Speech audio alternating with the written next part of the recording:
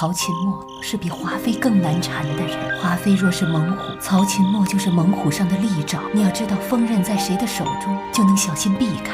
只怕是身受其害，却连对手都不知道是谁，那才是真正的可怕呀！端妃在叶幕的掩护下，秘密地造访了甄嬛。她言辞犀利，却又不失深沉，将当前的形势与潜在的危险清晰地剖析给甄嬛听。在这古宫廷的漩涡中，她寻求与甄嬛结成坚实的同盟，共同面对那些潜在的挑战和未知的危险。这场会谈中，没有言语的避讳，也没有策略的掩饰，只有双方利益的深度契合与共同的目标追求。富察贵人有，婉贵人也有，人人都能生，为什么就本宫生不了？得知甄嬛怀孕的消息，华妃的情绪如同狂风骤雨般猛烈，她震惊之中夹杂着愤怒，对于命运的捉弄感到无比的不满。回想起当年端妃的所作所为，华妃心中的怨恨如同熊熊燃烧的火焰，无法平息。她决心要让端妃为自己的过错付出代价，于是对端妃无休止的羞辱和报复。今儿这么一闹，无非就是富察贵人还有婉贵人接连怀孕，你心生记恨。今日之事与我无关，有没有关系不重要，重要的是皇上怎么看。就像你当年认定我杀了你的孩子，你怎么都不会放过我，那是一样的道理。华妃深感宫中御医难以全然信赖，遂向兄长年羹尧求助，希望他能推荐一位忠诚且医术高超的大夫。年羹尧曾军中效力的名医陈大夫被召至宫中，为华妃仔细把脉。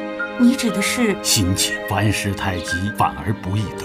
这么说，本宫还能怀上龙胎？娘娘福泽深厚，只待时机。与此同时，太后身侧的孙姑姑则悄然对陈大夫旁敲侧击，使他对华妃不能孕育的真相心知肚明。然而，陈大夫在华妃面前却守口如瓶，与宫中其他御医一样选择了沉默。皇帝回到了宫中，当他得知甄嬛怀孕的消息的时候，心中涌起了难以言表的喜悦。他对甄嬛的宠爱和期待已经达到了新的高度，于是他毫不犹豫地封甄嬛为馆嫔，表达了他对甄嬛深深的爱意和未来的美好期许。皇上不该陪着臣妾而误了与娘娘的月圆之夜。真想和自己喜欢的人在一起，不管什么时候。皇上在深深的忧虑中感叹着膝下子女的命运如何变幻莫测。他对皇后耳语道，希望她能慈爱地看护甄嬛，对她不能有丝毫的伤害。皇后听了皇上的话，心中充满了惊恐和敬畏。另外，册封婉贵人的事要好好办起来，冲冲喜。臣妾知道了。林荣拿出一瓶祖传的舒痕胶，慎重地赠予甄嬛，并称此药膏对去除疤痕具有卓越的功效。然而，林荣心机深沉，悄悄在药膏中掺入了大量的麝香。